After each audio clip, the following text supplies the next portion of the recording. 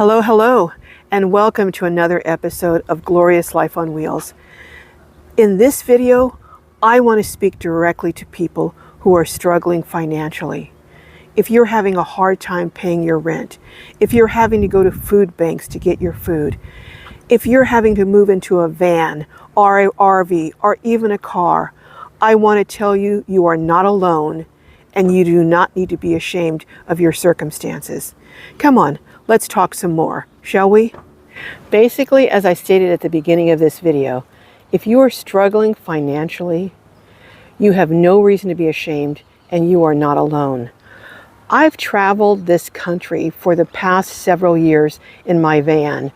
I've gone over 100,000 miles and literally spoken to thousands upon thousands of citizens, including a lot of seniors. What I have found in my extensive travels is that more and more individuals, particularly seniors, are struggling more and more to provide for the basic necessities like a roof over their head, food, gasoline to get from place to place. Many of the seniors that I speak to are challenged to even be able to buy life-sustaining medications that they so desperately need. As many of you, my viewers and fellow Globies, know, I interview a lot of people who are living in vehicles because of financial difficulty. And it never fails that whenever I post one of these videos, I'll get some comments. Not the majority of comments, but I'll get a few comments that will say, oh, they just didn't plan. Oh, poor planning. Oh, they can't manage their money. Oh, they should move somewhere else. On and on and on and on. And one person, even in the video that I did about Teresa, this person said, oh, cry me a river. I'm not going to say what my response was, but people who are not in this circumstance don't understand. But for the grace of God, we could all be there. I'm going to repeat that. But for the grace of God, we could all be there. All it would take for most people who are still working is to have a car accident that would render them unable to work for several months. How many people could sustain everything if that happened to them? Or what about a person who has a catastrophic illness that completely wipes out their savings? Or, and this really does happen, and it's happened a lot, you have individuals who have paid off their mobile homes and they're living on Social Security and they're making it, but the mobile home park is sold and the new owners come in and raise their rent $400 to $500 a month. And these seniors can't afford that, not on Social Security, but they also can't afford to move their mobile home. So they're really in a double bind. So they end up having to leave a mobile home that they paid for because they couldn't sell it fast enough. They have to leave it there. The new owners get the mobile home and now they're homeless. I mean, this kind of thing happens more often than you would think. All these things aside, based on my research, what I have found is the most common cause for poverty, especially among seniors, is something very simple, and that's a lack of adequate income to keep up with the high cost of living and the high rise in the cost of living and basic necessities. For instance, let me tell you how much Social Security has gone up in the last few years. In 2019, the COLA, or the cost of living adjustment for Social Security, was 2.8%. In 2020, it was 1.8%. In 2021, it was a whopping 1.3%. Now, we all know how much essentials went up during those years, but that was the cost of living during those 3 years. Now, for 2022, I think it was 5 point something, but that's following years of very, very low increases. But here's the thing. Even when they increase our Social Security, what happens is they then increase the contributions we have to make to Medicare or whatever.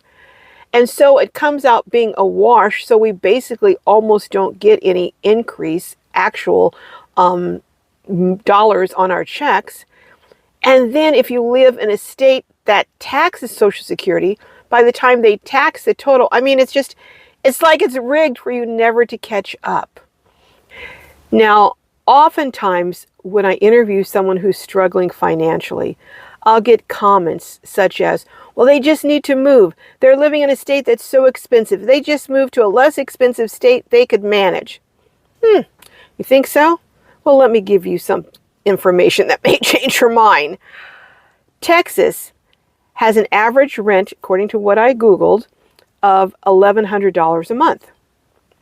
Texas also has a minimum wage that is $7.25 an hour. You couldn't even live on the moon for $7.25 an hour.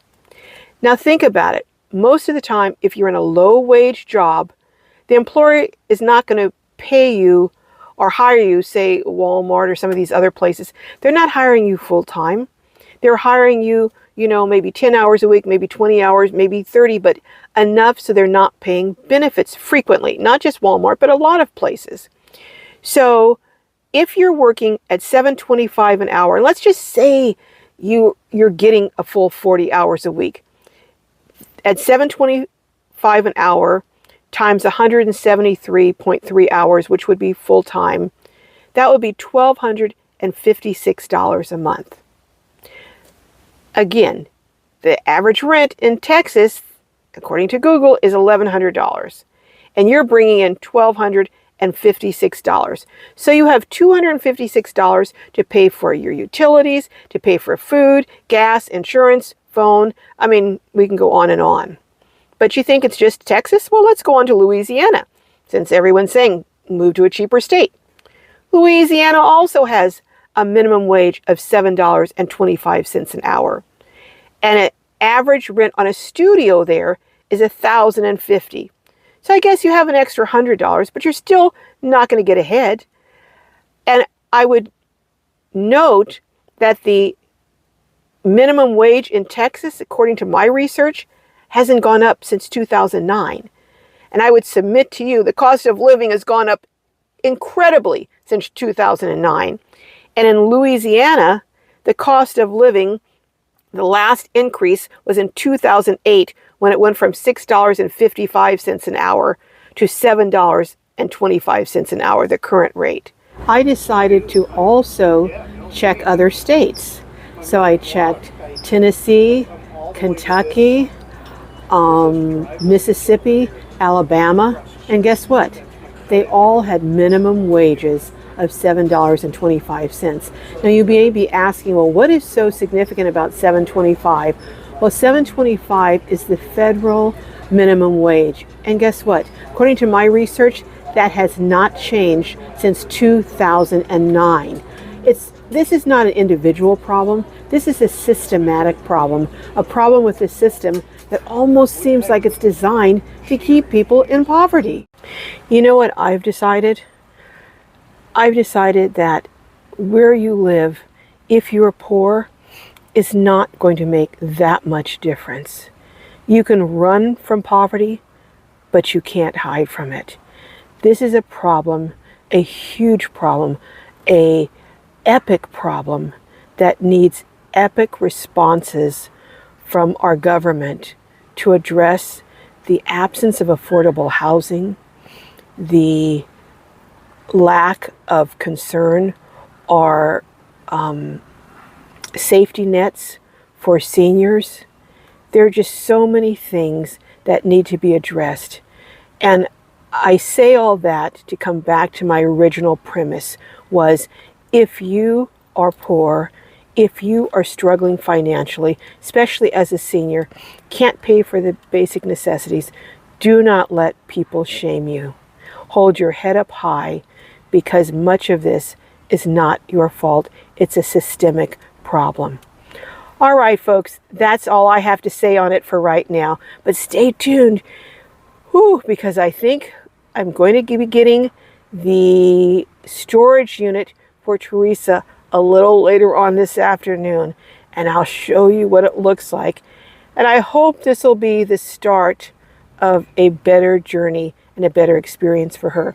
But I'm going to take all you along with me, so stay tuned. Meanwhile, I love each and every one of you, and may your journeys be filled with joy and blessings. Bye till next time.